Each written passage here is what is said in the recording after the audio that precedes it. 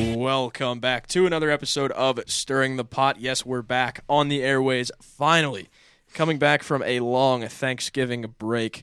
But we are here to talk about one thing and one thing only. It's Conference Championship weekend coming up in college football. This is what comes down to the end of the season. I'm so happy that we're here. We've made it to the end of the season, and a lot of these teams are going to be fighting for just a little more this year. But before we get into Conference Championship weekend previews, guys, how you feeling? I'm ready to go back home already. It's already been like day 2. I'm tired. I'm exhausted. This is the part of the year where you're just what's a good word? Burnt out. Yeah, burnout. Yeah, this is the burnout part of the year where we're all just ready for Christmas now. But we had a nice day off yesterday. It was a nice snow day. Always good to have that. Started up the 2-week Minecraft phase, so it's going pretty good. Other than me and John's border dispute over territory, but yeah, going pretty well. Oh my lord! Great day. Actually, my birthday. Fun fact. Funny enough. But Happy birthday! All this news. It's really great. Always having the sports world with a bunch of National Signing Day stuff. And Brian Hartline did leave though. Shout out. USF will be a new fan now. They're in good hands. And then John's just over here. Locked in. What? John is over here Johnning it. I'm reading about WFAN Sports Talk shakeups potentially. So Craig Carton coming back, pretty fun. Gotta love it. But football. Yes, back to football. Back to football. No more Minecraft. We are a football podcast, not a Minecraft podcast. But a lot of interesting things have been going on throughout college football. We'll do a little brief talk about what's been going on, especially with the coaching carousel, before we get into our conference championship preview. But there's 2 big ones that we should be talking about. And I'm going to skip over one of them because, obviously, John Summerall went to Florida. That's a big hire for them. Poaching him from Tulane, who are playing in a conference championship game this weekend against the University of North Texas, who just hired former West Virginia head coach Neil Brown. That's going to be a fun one to monitor because they are coming off a season where they had a phenomenal freshman quarterback in Drew Mestamaker. What are your guys' thoughts on both of those moves, Summerall to Florida and Neil Brown to University of North Texas? I kind of like the Neil Brown move to North Texas. I know his tenure in West Virginia is not really remembered as him doing that well, but he was a well-respected coach.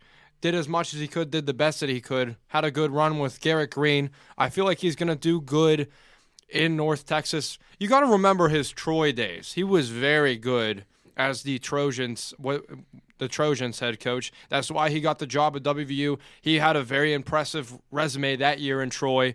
And, it seems like the North Texas fans really like this hire because you look on their page, they say W hire in quotes. So Neil Brown, I'm hoping the best for him down in North Texas.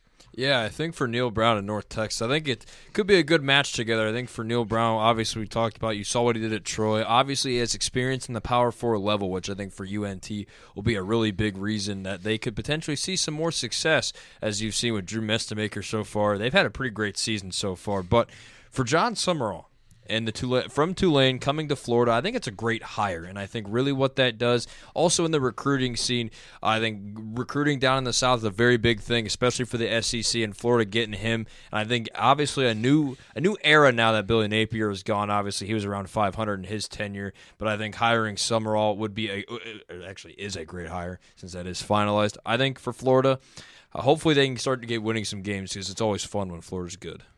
Yeah, it feels like after that Kiffin domino fell late Saturday night, early Sunday morning when it kind of first came to light he was going to LSU, all the other kind of jobs kind of fell into line like dominoes. Summerall's been a guy who's been mentioned for a lot of Power 5 jobs recently. Power 5, Power 4? I don't remember off the top of my head. But he's been kind of in the conversation for a lot of jobs for a couple years now. I think a big one was UNC. He was very much in that conversation before Bill Belichick got hired. But he's a guy who's definitely earned the shot to coach a higher level team. Very, very successful at Tulane through multiple years. And we're going to get to their game later on because they have a good shot to be in the college football playoff after conference championship weekend. Yes, they do. It's going to be interesting to see how they go about this potential playoff run down there in Louisiana. But obviously the big one coming out of the same state down there in Louisiana, Lane Kiffin jumping ship yet again. Can't turn a hoe into a housewife. Lane Kiffin going to LSU to coach the Tigers, 7-year deal for $91 million. He's the second highest paid coach in college football with that deal, only behind Georgia's Kirby Smart. Now, obviously, there's been a lot of controversy. There's another tarmac incident. Gotta love Lane Kiffin. He loves that tarmac, and he is certainly going to be doing some hot yoga down there in LSU. But what are your guys' thoughts on Kiffin jumping ship on his program that he's built up yet again? I mean, same old for Kiffin. I guess he's been all around the country at this point with coaching tenures or assistant jobs. I mean, you could go, there was a whole graphic for it. I think ESPN posted it, but go check that out if necessary. Well, I'm very upset that he left his dog, Juice, and just straight up left for LSU. He left him at Ole Miss and just got on the plane. It was a very funny video, too, watching him go on, the tarmac, as you mentioned, Connor, everybody booing him as usual. Can't really trust this guy with a program, but this guy's just been working his way up the ladder. You can't really blame him if you're given an opportunity like LSU. I would abandon ship, too. You're getting paid a lot of money. You're still getting paid money by Ole Miss, too. This guy is making bag after bag. Who knows how long he'll stay at LSU? I'm sure if he was offered a job at Bama, he would also hightail it out of LSU as well. But this is a great hire for LSU, especially after the death slamming days of Brian Kelly and the fact that he really couldn't win the big games or kind of blew it out of the water with Garrett Nussmeier, who was he looked really promising at the beginning of the season, but I think he got benched a week or two ago. Isn't looking so good for LSU, but that home run hire of Lane Kiffin, hopefully he can turn this program back around, make it a well-respected SEC school like it is, and bring back the name of why it's called Death Valley. LSU always goes for these bigger hires. Their past couple of coaches have been Nick Saban, Les Miles, and Ed Orgeron. What do they all have in common with their LSU tenures? They've won a title.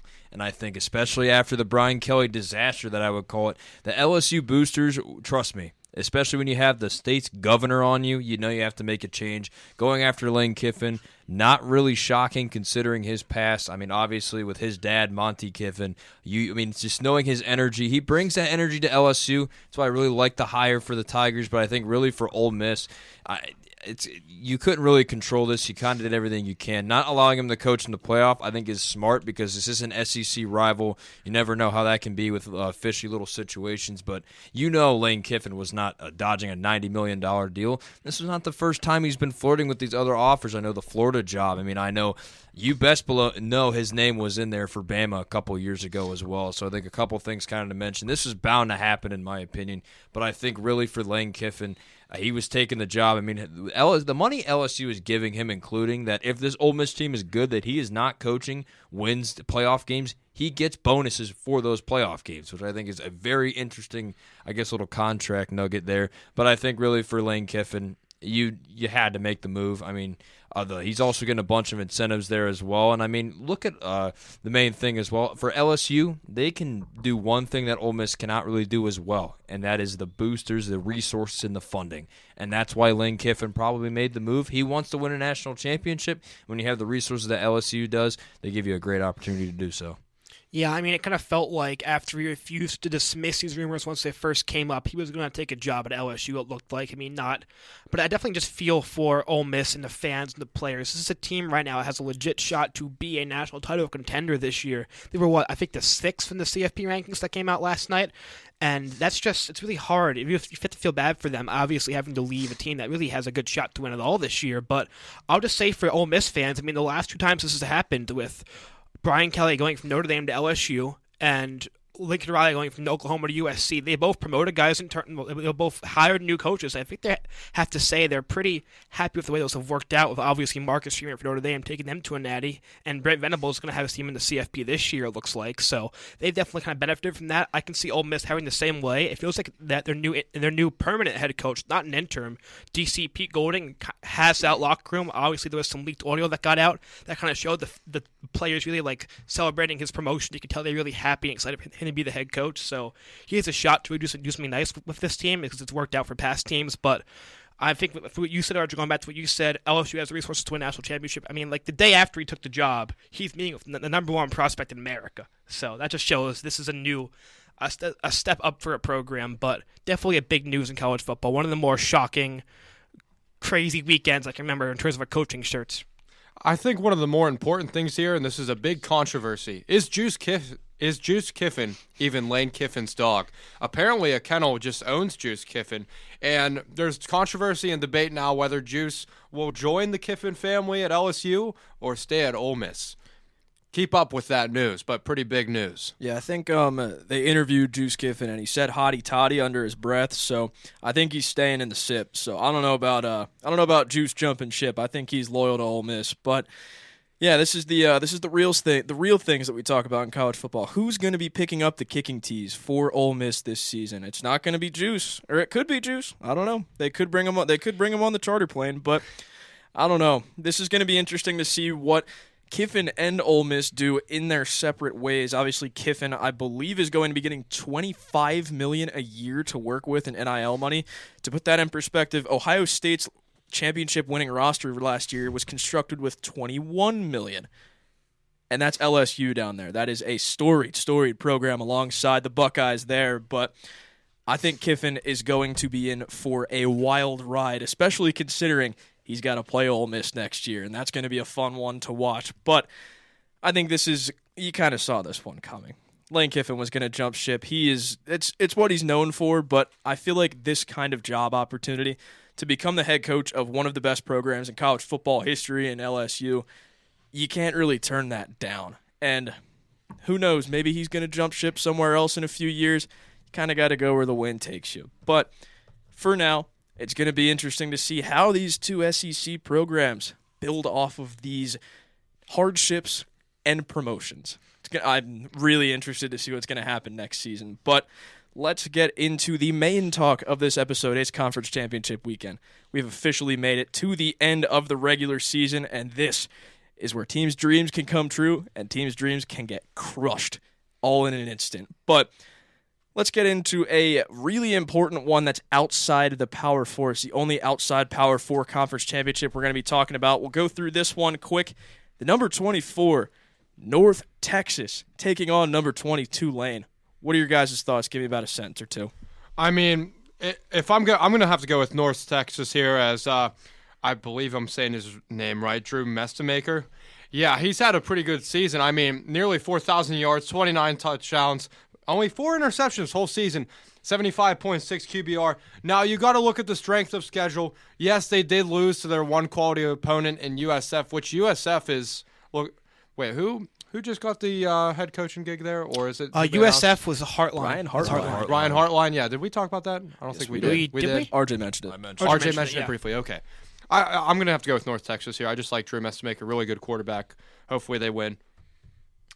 Yeah, this game is going to be really close, and I think both of these teams are two really great programs, especially for the group of 5. And I think really now what it comes down to is how Drew Mestemaker plays against this Tulane team. I think I'm really curious to see that because Tulane has been on a roll. Obviously, they had a tough loss back on October 30th against UTSA, but I really think with Mestemaker's performances, how he's been so electric, obviously the top passer in the country, I think North Texas gets this one just barely, but this Tulane team has a lot of talent. Yeah, pretty fun quarterback matchup here. Tulane has Jake Retzlaff, former BYU quarterback, who's a true dual threat, has 14 TDs both in the air and on the ground this year. And obviously, Drew Mestemaker, I think this is going to be his coming out party. He's a guy who all things probably going to hit the portal this year. He's going to be one of the more highly coveted quarterbacks in the portal. As you mentioned, RJ, leads the nation in passing.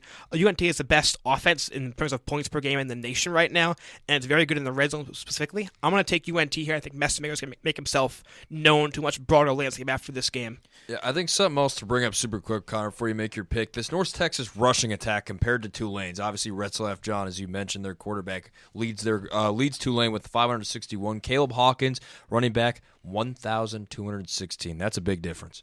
Yeah, he's got 23 TDs on the ground. I don't see a world where you pick Tulane in this one. Obviously, Summerall has his sights set on Gainesville in the Swamp. It's going to be fun to see this game. It's going to be high scoring, I think, but I'm taking North Texas in this one. Drew Mestemaker, I think, is going to pioneer a new era of that kind of G5 quarterback making his name known in the college football playoff. He's going to be the pioneer of that new kind of era. Get his name out in there, and I think he's going to transfer up in this offseason. He's a freshman, by the way. He's a redshirt freshman, but he is a freshman leading the nation in passing. He's going to go somewhere big. He's going to do big things. But right now, he's going to do big things for the Mean Green. Give me North Texas in that one. Let's get into the biggins. These are the big games. Power 4 conference champions. Let's start with the most interesting one, I think, in my opinion. Number 17, Virginia, is playing against 7-5 Duke. That's right. 7-5 Duke made the ACC championship over 10-2 Miami. I think it's deserved, honestly. Miami played horribly, but a 5-way tie in the ACC, 6-2 records in their conference, is what got Duke to have the tiebreaker over teams like SMU, Pitt, Miami, all those teams like that. But this is an interesting one because a former Tulane quarterback is quarterbacking Duke in Darian Mensah. He's had a bit of an up-and-down season, but he really came into his own at the end of the season.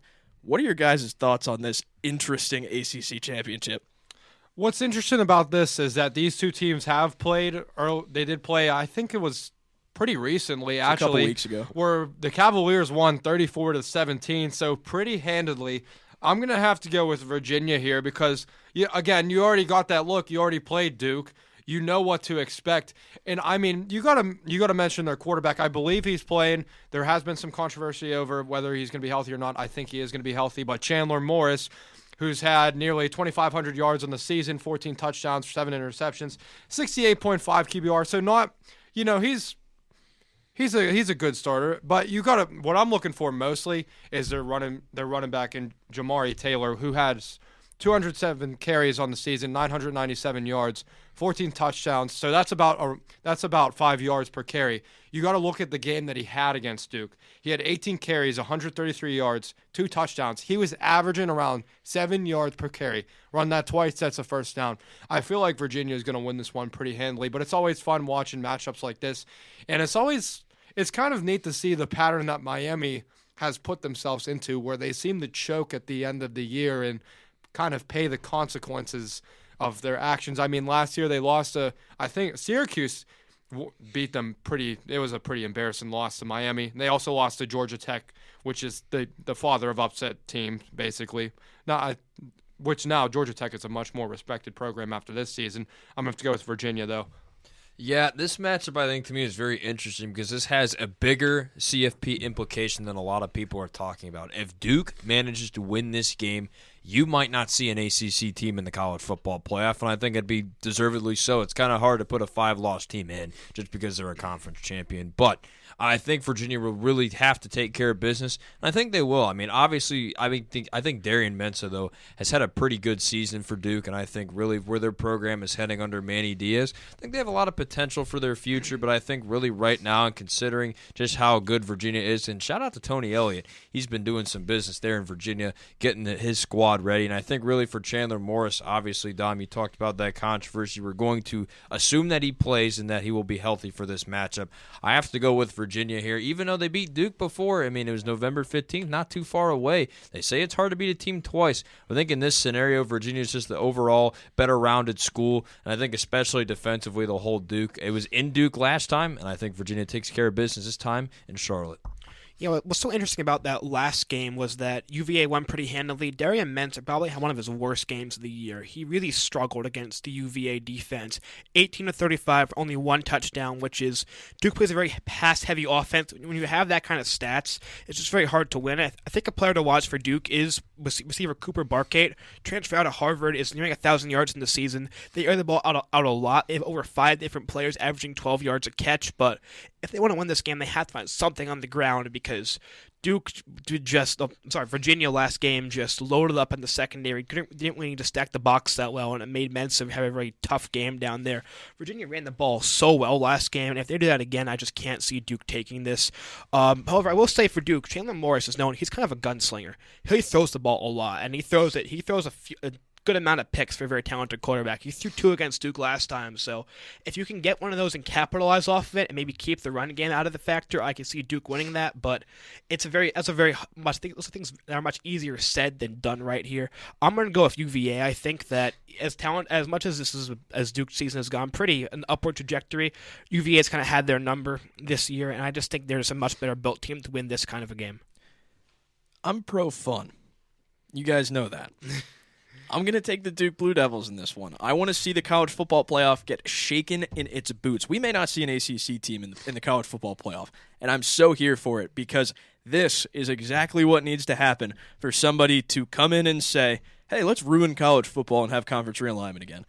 That's exactly what's going to happen, especially if an ACC team does not make the playoff this year. Obviously, Mario Cristobal is kicking himself right now for losing those 2 ACC games because this would be their conference to win if that did not happen. If they didn't lose one of those games, that tight game at SMU, that was the one that killed their season. But I'm going to go with the Duke Blue Devils in this one. I think they are coming with revenge on their mind. Darian Mensah is a gunslinger as well as Chandler Morris, but like you said, John, he makes a lot of errant throws. I like him as a quarterback. He's very talented. He's good at going through his progressions, but he's one of those guys that just throws those really crucial picks. And I think he's going to throw one in this one. Give me the Duke Blue Devils. In North Carolina is where they're playing. But let's go to the next one. Let's stay a little close to home. This is the conference of the West Virginia Mountaineers, who are not touching this game for probably a decade or so. Hey, we have a pretty good class. Let's see positive here for a sec. No. I have no faith. The number 11 BYU Cougars are taking on, in their home state, the number 4. That's right, number 4, Texas Tech Red Raiders. This is going to be a fun one. These 2 teams played earlier in the season, and Texas Tech curb stomped the Cougars. Do we think we see this again, or do we think BYU gets a little enacting revenge? Well, Connor, you mentioned the word curb stomp, and both of these teams absolutely curb stomped WVU. I mean, they stood no chance, especially Texas Tech. I think they embarrassed West Virginia so much that they worst loss since the 1800s. Mm-hmm. Yeah, that's pretty bad. Mm-hmm. Way to go, West Virginia. Way to go, West Virginia. But I'm going to go off of recent history. And, I mean, for some reason, there's a lot of rematches that we're talking about. I think we're going to go over Bama, Georgia eventually. But that's another rematch. Feels like a universal rematch every year. There's at least 2 of those games. But I'm going to have to go with Tech here. That defense is way too good. Also, shout out to their wide receivers. I know – watching that game against West Virginia, God, why did I even watch that game? I don't know why I kept watching that. Good thing I didn't pay money to go to that game. I was thinking about going to that game in person. Good thing I didn't waste my money.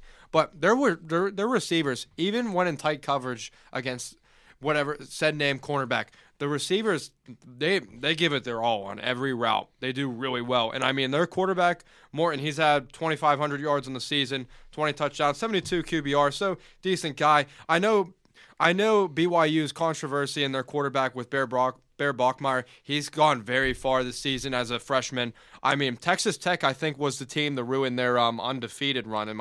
I think I'm correct. They're the only loss. Yeah, Texas Tech. Tech's the only loss, and this game is kind of going to determine if Tech wins. BYU, there you go. Enjoy the offseason. BYU wins, they're in. So this game's for all the marbles right here. But I'm gonna have to go with Tech. They're just a way better team. Top 5 for a reason.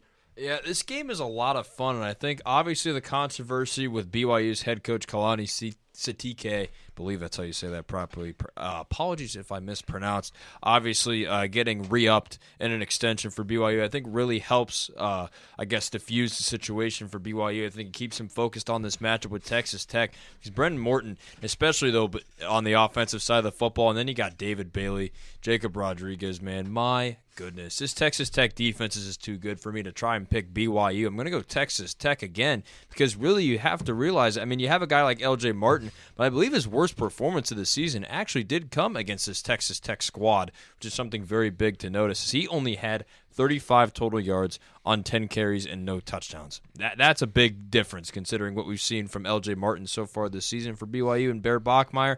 I think really, though, for Texas Tech, it's going to be about that defense, like I just mentioned. Obviously, they have that offensive firepower. Don was talking about the receivers against West Virginia, which my eyes were not on that. I was too focused on it. Something in Ann Arbor, Michigan, to worry about that. But I will say, really, for this Texas Tech squad, I think they'll get the victory. I think Bachmeier will try to keep this BYU team fighting. I think, obviously, having a wide receiver like Parker Kingston helps Bachmeier's case, but I still think Texas Tech gets this job done. Yeah, I don't really think BYU has much of a chance in this game right now. BYU, I mean, we just talked about Duke, who's a very pass-heavy team. BYU is the opposite. They want to run the ball. They need to run the ball to win games, and they just could not run it against Texas Tech last time. As you mentioned, RJ, only 35 yards for the very talented L.J. Martin on the ground.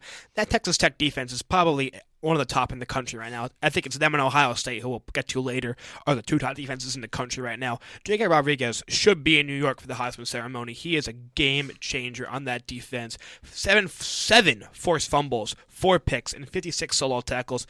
Obviously, we know about David Bailey on the edge, being one of the nation's leading sackers. Just so much talent on all levels of this defense right here. However, for Texas Tech, I think you need to have a bit better of a red zone offense. You settled for a lot of field goals last time in the red zone, which is just not inviting good things to happen. But I think Texas Tech's defense is going to just stop BYU dead in its tracks, and I think Texas Tech is going to show that they're one of the top teams in this country right now. I could not agree more, John. I think Jacob Rodriguez should and will be on a flight to the Empire State when it's all said and done. But we're going to sweep this graphic. I think this is probably the one that we are going to sweep because I know John is going to pick a fun one. Kurt Signetti we all know that secretly sends John checks in the mail. I saw it the other day. It's for like $2. Yeah, this is Signetti Gate. But I'm going to go with the Texas Tech Red Raiders. I couldn't agree more with you there, John. I think they have one of, if not the best defenses in the country. Obviously up there with Ohio State. I know everybody was talking about Oklahoma early in the season. Smokescreen. That's an SEC well, they lost R. Mason Thomas, right? Yes. Out for the year. Yeah, he's a big part of that. Yes. But that was a early season SEC smokescreen. You got to love it. Happens every year. But Texas Tech just mollywops this team on all sides of the ball. I think, like you said, this defense is a little shaky in the red zone. They need to clean up a lot of the turnovers that they have, but their defense makes up for it every day of the week. I think L.J. Martin, like you said, had his worst game of the season against the Red Raiders. I don't think it's going to be anything different this time around. He's been one of the catalysts, if not the catalyst, when Bear Bachmeier has looked a little shaky in the air, but I think this is Tech's game to lose. It's in Arlington. They're in their home state. They're going to have the state behind them. I don't see them losing this game. But I'm actually going to leave this one up to you guys. Where do we go next? Do we go to the Big Ten or do we go to the SEC? These are the two big ones. You can keep it within time. Oh, I forgot we already picked Virginia Duke. It's at 8. Georgia Bama would be fun. Yeah, I kind of want to do the best one for last, the battle of the 1 versus 2. The battle for the Heisman. Yeah. No, the battle where I wish a meteor would just come and destroy the stadium, honestly. But see, there was potential for this game. If two teams lost this week, there was potential for this game to be Texas A&M Ole Miss. That would have been so fun. Game. That would have been insanely fun. But obviously, they did what they did best, and Texas A&M lost a crucial game. Gotta love it. I hate it. I love Marcel Reed so much. I feel so bad. But let's go to the SEC for this one. Everybody who saw this one coming, number 3 Georgia versus number 9 Bama. It's in Atlanta. It's in Atlanta again. Woohoo! It's at Mercedes-Benz. I wonder who has the advantage. Woohoo! Yeah. What do you guys? Guess college game day will be there.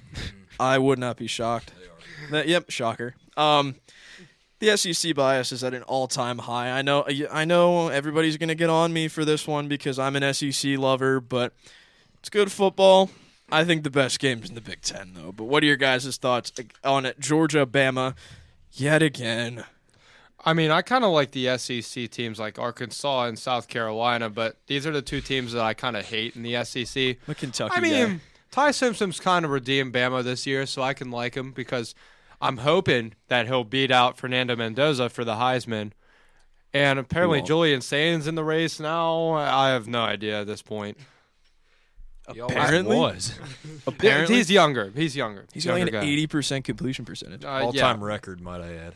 Anyways, this ain't the Big Ten. This is the SEC. I'm gonna have to go with Bama for this. I mean, Ty Simpson's just a proven quarterback. We've talked about him a lot in that one episode where we talked about the Heisman. And he should have been number 1 instead of John's number. Whatever he put Fernando Mendoza at. I'm not even going to mention that. But Ty Simpson, I mean, he had a winning streak of 5 against 5 ranked teams, most of them being SEC opponents. He's played Georgia before. Say another rematch that we have to talk about. I feel like Gunnar Stockton's another proven quarterback. This is going to be a very close game. It's going to be a touchdown differential probably, but I'm going to have to go with. You have to consider too that the Bulldogs are probably going to be favored in this, as Atlanta's not really a neutral site.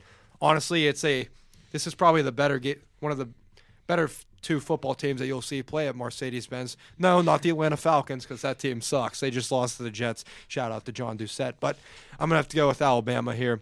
Ty Simpson, I feel like just him alone, the A.J. McCarron copy and paste is going to get it done. Mercedes-Benz Stadium, huh? Whatever it's called. Mercedes-Lewis. Mercedes-Lewis. Hey, shout out. Mercedes-Lewis Stadium. Still on the Denver Lewis. Broncos, right? Mercedes? I think he played for them this year. He did. He actually got called up to the active roster. Shout out to Mercedes-Lewis. But in this SEC matchup, these two teams played in late September. It was in Georgia, but Bama got the win. Shout out. But I think this time it's obviously a different scenario in the SEC championship game compared to a normal regular season game. I know a lot of people could say, oh, but they already played once. Anything can happen in the SEC title game. And I think really for me, I have one big gripe about this Alabama team, and I've talked about this before. It's that lack of a rushing game, and I think that's really going to come back and bite them, especially in this SEC championship against the Georgia team who has Nate Frazier, who has over 800 rushing yards and 5 touchdowns on the year. I mean, obviously, you're going to most likely see one of these type of air raid games where the 2 quarterbacks get the majority of the touchdowns, but I really think this Georgia team really does not ever lose twice to an opponent, let alone, especially if they were to, it would be Alabama, but I think for this Georgia team, they have a lot hanging on this game, and I think especially they want one of those buys. So I think Georgia will get this in a very, very close victory, but I still think both quarterbacks look really impressive. Yeah, I mean, the past couple games against Alabama for Georgia and Kirby Smart's squad have been characterized by some slow starts and by a couple early Bama blitzes. Earlier in this year, Georgia's forced 4 drives against Alabama went 3 and out, punt, touchdown, and a fumble in their own territory. That's kind of what cost them the game, because they didn't shut it. They shut Alabama out in the second half, but were just down by so much because of that slow start. They couldn't come back and eclipse the difference right there. I think for Georgia, I mean, that was Gunnar Stockton's second SEC start. So I think maybe they were kind of playing a bit more of a conservative game plan, maybe not unlocking the offense to the level it could be. I think you'll probably see a bit more of an unlocked Gunnar Stockton this game, have a bit of a different, more different offensive scheme, kind of playing to his strengths. Bama went 13 of 19 on third down earlier in this match earlier in the year, and that's just an unprecedented number. Ty Simpson was really great on third down. That's kind of how they won the game, just keeping those drives alive. But I have a hard time believing they'll have that kind of success again, especially against the Georgia defense that is still Georgia, because they're just every year so consistent in and out on that side of the ball. I think for Alabama, I want to watch Bray Hubbard. He's been a big part of this team so far. He had that game-winning forced fumble against Auburn to send them to the SEC championship game and has 4 picks in the year. He's been really the leader of that secondary back there. But I'm going to go with Georgia here. I think even though I think it's hard to beat a team twice in college football in general, and I think that they're not going to get the slow start they had last time. They're not going to let Bama have that insane third down percentage they had last time. I think they're just going to be the more well-rounded squad and take a pretty convincing win right here. Yeah, I think it's pretty safe to say that Bama has gotten a little lucky in some of the outcomes of their games this season. I think they should have lost that Auburn game. I think they should have lost a couple other games earlier in the season, but I think this is where their luck runs out. I think this Georgia team is way too talented to let this go and get swept by Bama in this season. But I'm not a huge fan of Gunnar Stockton. I've been outspoken about not liking him as a passer too much this season and ever since he became the starter for Georgia. But I love this Georgia team. This Georgia defense is going to overwhelm Ty Simpson. I feel like he's been overwhelmed a lot in the past couple weeks. Obviously, this is a different Bama side. Obviously, Kirby Smart has a very bad record against Nick Saban-led Alabama teams and Alabama as a whole, but I think he's going to start to turn the tide here. Funny enough, that's a pun. Didn't actually mean to do that, but I think he's going to turn the tide on this one. This is where Kirby Smart starts to regain the dominance in the SEC that Georgia has been known for in the past about decade or so. This is Georgia's game to lose. It's in Atlanta. I don't see him dropping this one. I'm going with the Bulldogs. But let's get into the big one now. The number 1 versus the number 2 meeting in the Big Ten Championship in Indianapolis, Indiana, which is the state that hails the number 2 team in the nation, the Indiana Hoosiers, taking on the number 1 Ohio State Buckeyes, who have been at number 1 for God knows how long this year. And some people in the AP poll like to debate that Ohio State should be the 3rd team in the nation, and to that I say, get a different job. What's your guys' thoughts on this game? Honestly, I feel like Ohio State's going to reveal why Indiana shouldn't be number 2, as this team is way too stacked. I mean, we were saying this at the beginning of the year, though, because all Julian Sayin is really doing is just driving the Lambo. I mean, he's got luxury in both the rushing and the receiving room. You have Bo Jackson, who's proven that he can be both a receiving and rushing back. I mean, you look at the game they played against Michigan, their number 1 rival. Debatably the best rivalry in college football. And usually Michigan gives Ohio State a good run for their money, no matter what the roster is. You got to consider that the rival games, it always dumbs down. And they always won with K McNamara. Yeah, like last year, the embarrassing loss that a lot of Ohio State fans wanted to fire Ryan Day over. Turns out they won the national championship that year. But you look at Bo Jackson, who had 22 carries in that game for 117 yards. And then he, on the receiving side, 4 receptions, 49 yards. I mean, you talk about a receiver that's a dual threat. That's good. Julian Sayin, he also has Carnell Tate, who's easily going to be within the first round of the NFL draft this coming year in Pittsburgh. And you also just casually have C.J. Donaldson, who's just their second back. Shout out to West Virginia, really good back for them the past few years. But he's just their secondary. I mean, and these guys, even their third run back, Isaiah West, he's averaging 3.3 yards per carry. This team is way too good. And Julian Sayin has been turning it up a notch. This game, he had 233 yards, 3 touchdowns, 1 interception, 96.9 QBR. And their defense is way too good. They embarrassed Bryce Underwood. And I know he's a younger guy, but he only had 63 yards in this game. I mean, Ohio State's got it all. There's no way possible that Indiana deserves to win this game or should win this game, because they haven't played. I mean, they've played, okay opponents. And I mean, okay, you can't argue that Ohio State hasn't really played anybody either, but this team is way too stacked, way too loaded. They got Jeremiah Smith too. I haven't even mentioned his name yet. Another potential first-round draft pick the coming year after Carnell Tate gets drafted in the first round. I mean, Ohio State's just a factory. And if Indiana wins, then of course they should be number 1, but there's no way that they can win this game. I will go on obviously a more in-depth rant on, necessarily for me, this game screams defenses. You have 2 defenses here that are in the top 5. Ohio State's being number 1 and ranked in total defense, allowing 203 yards per game compared to Indiana's 251.8. So we'll say about, 252, just to round up for numbers' sake.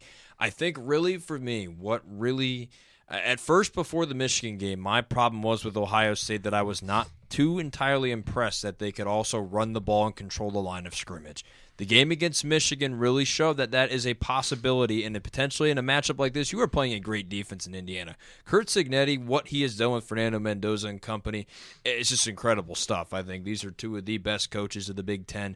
I really think what this matchup will come down to is which quarterback can make the bigger throws in the bigger moments, and I think really the thing that really kind of sets apart Ohio State's and Indiana's defense. I think Ohio State's linebackers, and especially the pressure to the quarterback, Caden Curry, having 9 sacks this season. He has been a name that everybody in Columbus knows. He has a lot of mentality, and obviously his aggressiveness has been the reason why he's gotten to the quarterback so many times. And I think especially this is different from the matchup from last year. Obviously, Curtis Rourke and Fernando Mendoza, 2 very different quarterbacks. But I think for this Ohio State defense under Matt Patricia, you're going going to see those NFL style of concepts, and I think that'll be the main reason why Ohio State gets I'd say a field goal victory. I do not think this game will be a blowout. I mean, I see some people saying that it will be. It's not going to be. This is a very close game between two great opponents, and I think really for Ohio State, it just comes down to, can they run the football?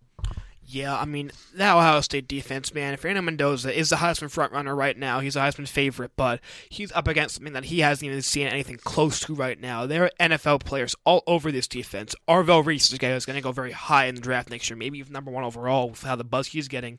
Sonny Styles is a guy I love. He's his complement in the linebacker core. Kaden McDonald, that big nose tackle, and Caleb Downs, the incredible safety, one of the best safeties I think I've watched ever in college football. But for Indiana, I mean, Mendoza has been great this season. He's also made some mistakes in some big games. He's thrown picks against both Penn State and Oregon late in those games, and he's able to bounce back from that. But I mean, he took a bad sack on that last game-winning drive against Penn State. A lot of people kind of know him for. He took a bad sack on the first play of that drive, and he was lucky to come out of that drive with points because it was just a slog fest of a brutal drive right there with just some crazy catches all around, but he's going to need to play. He can't make those mistakes again. He has to play a very clean game, the cleanest game he's played yet against this defense. I think for Ohio State, you look at Jeremiah Smith in these moments, even if he's been banged up recently, if he's a bit quieter in the regular season because he draws so much attention on that side of the ball, when push comes to shove in these games, he's a guy you want to look at to just take the lead for Ohio State. I mean, look at Michigan. He had that big catch on 4th and 3 to kind of put Ohio State up front and just kind of swing the tides of that game more towards Ohio State. Against Oregon last year, against Notre Dame last year, he was everywhere, and he had the big plays right when they needed them. He's actually getting matched up against a guy who was his high school teammate in D'Angelo Pons for Indiana. Kind of crazy fact there. They're getting matched up on the outside, but I can't not pick Indiana. I picked them every time this year. I can't not pick them, so I'm not going to stop now, but it's going to be very hard in the pull it out. I'm going to go Indiana right here. Okay. Yeah, I'm gonna save you listeners real quick. Ohio State is going to win this game pretty easily, I think, in my opinion. This defense is insane. There is so much talent across the board, offensively and defensively. I think a name you forgot to mention was Caden Curry. I think he's been one of the best players on that defense, obviously leading their team in sacks, but he's been really, really good. He's prolific. They've got guys, like you said, like Arvell Reese, Sonny Styles, Caleb Downs. The names go on and on and on. Both sides of the ball, this team is legitimate. They're the number 1 team for a reason. Julian Sayin, I think, if he's going to win this game, in my opinion, I think the winner of this game, the quarterback, wins the Heisman. And I think Julian Sayin is going to be a deserving candidate of that. This is him showing that he can beat good teams. And obviously both of these teams have played a little lighter of schedules this year. Obviously, Ohio State going up against Michigan last week, I think they're frauds. Personally, a lot of people think they're frauds because they are. But Julian Sayin definitely did prove his quality in that game. Going into the big house is not easy. And going into the big house and winning that convincingly is very not easy, even depending on how good Michigan is. That crowd shows out, and I think Julian Sayin showed why he deserves to win the Heisman in that game. I think Ohio State's going to take this one, and I think they're going to take it pretty convincingly. With that defense, they're going to overwhelm Fernando Mendoza, and he's still going to go number 1 overall to the New York Jets. But we're not getting them overall pick. We're not that bad. Okay. The Saints exist. The Titans exist. No. Titans only have one way up. You could. That probably be what No way you would trade. Okay, Tennessee doesn't even need a quarterback, though. Yeah. They need a new roster. The only reason that I could see that Arvell Reese or Caleb Downs would ever pick, you said, is if Tennessee stays at that 1. Yeah, If that's it's not what I was Tennessee, saying, yeah. No way. They'll go top I 5. just don't think he goes. Reese will go top 5. Yeah, Downs will go top That's 10. a different conversation. There's a couple different players you could put at that top spot, but that's going to do it for Conference Championship Weekend overlooks. Is there anything else you guys wanted to talk about regarding college football before we end off this episode? Not college football, but Lamar sucks. He does. He is pretty bad. We talked about that on Waiver Tango. Shout out the Carolina Panthers. Big victory against the Los Angeles Rams, and for Carolina, they might win the division. Also, I saw a fun factoid. Now, this is really weird, and I didn't even know this existed. I think every year, I think it was the year after Ohio State won the national championship and Carolina either has a losing record, they've went on to make the Super Bowl. That's insane. Just saying. We can all celebrate the Chiefs' downfall. They are 2 games out of a playoff spot right now, and it's looking pretty dire for them after that Cowboys loss on Thanksgiving afternoon. That makes a brother happy. Steelers fans, Celebrate you can be excited as we're going to the Super Bowl now because we just picked up Adam Thielen from waivers or wherever we picked him up from. I have no idea, man. Waivers. That's not going to help with anything, just to let you know. This goes out to my Cincinnati Bengals fans, my fellow Cincinnati Bengals fans. We're screwed because Joe Burrow looked great, obviously, because he's Joe Burrow, coming in and absolutely spanking the Ravens. We needed that, but why not shut him down for the year? 3-8. Are we serious? Are we going to contend? Are we going to go to the Super Bowl after that? We'd have to win out. We'd have to not lose a single game to win the Super Bowl right now. It does help you that the Steelers and Ravens haven't played both of their games yet. That helps you a little bit for the division's sake, yeah. The AFC North might have a losing team win it. I'm not going to lie. None of those teams look convincing right now. The 8-9 Bengals are going to the bowl, baby. I mean, there's the Bills, Ravens, Dolphins, Cardinals, and Browns of the remaining schedule. The hardest opponent on that schedule is the Buffalo Bills, and it's not even close. Didn't we just watch a video in the apartment about losing teams going into the playoffs? We did, yeah. We did. You might see it again this year. Wasn't the last one the Cincinnati. Bucks? It was the Bucks weren't losers. I think they were 5. They were actually they might have been. Was it the 500. Tim Tebow Broncos? They That were was there. one of them. Ron Rivera did it twice, which is hilarious. Riverboat. He did it with, Shout out Ron Rivera. The Taylor Heineke year? yeah, when they almost beat Tampa. It was the Taylor Heineke year, and it was one Cam Newton year, wasn't it? That was a terrible NFC Was it like East. initial Carolina Panthers? Yeah, it was Riverboat like run? it was like early. It might have been before Cam. It was like early Cam before Cam. I think they were 8-8. Was weren't that they? Teddy Bridgewater? No, they went to the It was playoffs before that year. It was like mid 2010s. I think it was the year before they had that Super Bowl run. I think. So 2014. I think so. Okay. You guys Yeah. did Panthers deep. No, you guys did Panthers deep dive, didn't you? You We should did. know this. Yeah, but this was like a year ago. This was a while ago. That'll be like you got to go on the dark web. That's now. lost media. I still have the file if we want to post it. We did do a deep dive on the Panthers. I did want to say in that episode too that they were going to make the wild card the next year, but I don't know with the current condition of They might win the that. South this year. 'cause This is a weird year because none of the NFL teams are good this year. It feels like. Because we were talking about Jimmy Clausen and Jake Delhomme.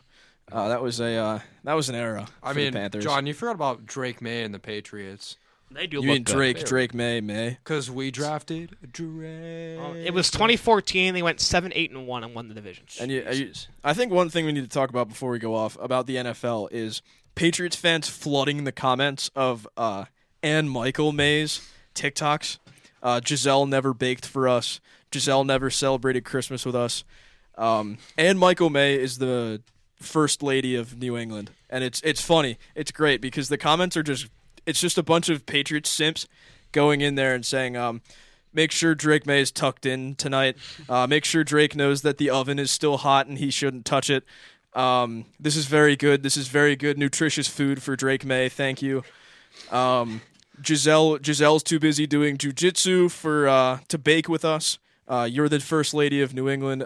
It's so great. I love social media. I don't, but I do. This is one of the reasons why I love it. I mean, we had Penn State going to war with Crumble Cookies on Twitter a couple days ago, so I don't want to talk about that. Yeah, Crumble Cookies won. Spoiler alert. they did. Big news for the unemployed like us, but Big Yeah. news for the unemployed. All right, and speaking of unemployment, we're going to leave this episode off and not record for another week because we're all unemployed.